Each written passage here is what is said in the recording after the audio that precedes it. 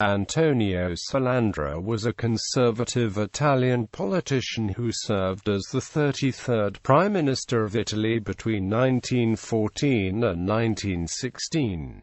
He ensured the entry of Italy in World War I on the side of the Triple Entente to fulfill Italy's irrendentist claims. Early life and political career. Born in Troia, he graduated from the University of Naples in 1875 and then became instructor and later professor of administrative law at the University of Rome. He was Minister of Agriculture in the conservative government of Luigi Pelù and subsequently Minister of the Treasury and Minister of Finance in the governments of Sidney Sonnino. Prime Minister. In March 1914, the conservative Salandra was brought into the national cabinet upon the fall of the government of Giovanni Giolitti, as the choice of Giolitti himself, who still commanded the support of most Italian parliamentarians. Salandra's government was the most conservative one that Italy had seen for a long time. Salandra soon fell out with Giolitti over the question of Italian participation in World War I. At the outbreak of World War I in August 1914, Salandra declared that Italy would not commit its troops, maintaining that the Triple Alliance had only a defensive stance and Austria-Hungary had been the aggressor. In reality, both Salandra and his ministers of foreign affairs, Antonino Paterno Castello, who was succeeded by Sidney Sonnino in November 1914, began to probe which side would grant the best reward for Italy's entrance in the war and to fulfill Italy's irrendentist claims.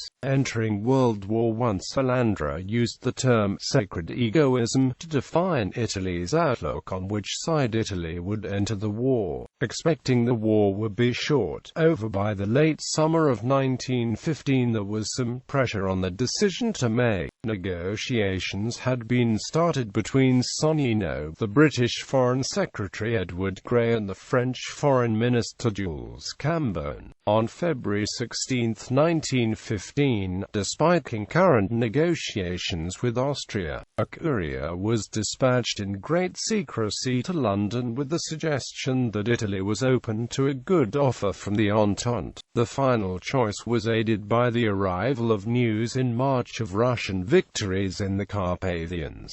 Salandra began to think that victory for the Entente was in sight, and was so anxious not to arrive too late for a share in the profits that he instructed his envoy in London to drop some demands and reach agreement quickly. The Treaty of London was concluded on April 26, binding Italy to fight within 1 month. Not until May 4 did Salandra denounce the Triple Alliance in a private note to its signatories. The secret pact, the Treaty of London, a London Pact, was signed between the Triple Entente and the Kingdom of Italy. According to the pact, Italy was to leave the Triple Alliance and join the Triple Entente. Italy was to declare war against Germany and Austria-Hungary within a month in return for territorial concessions at the end of the war. While Giolitti supported neutrality, Salandra and Sonnino supported intervention on the side of the Allies,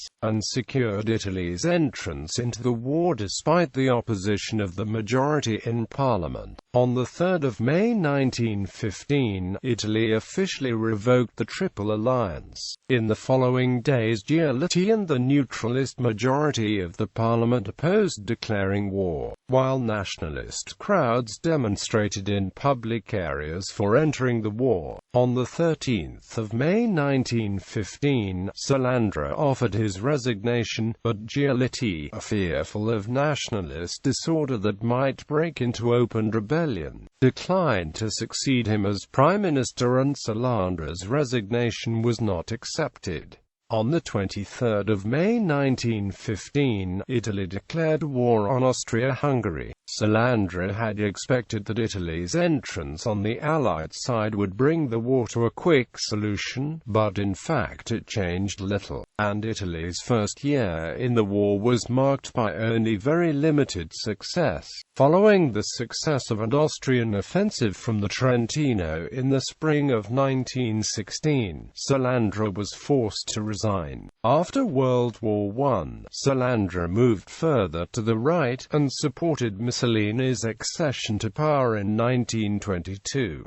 9 years later he died in Rome. Works. He is the author of a considerable number of works on economics, finance, history, law, and politics. These include Tratto della giustizia amministrativo, La politica nazionale e il partito liberale, Lesioni di diritto amministrativo, Politica e legislazione, Saggi, raccolti d'Agostino Fortunato, Il discorso contro la malafede tedesca.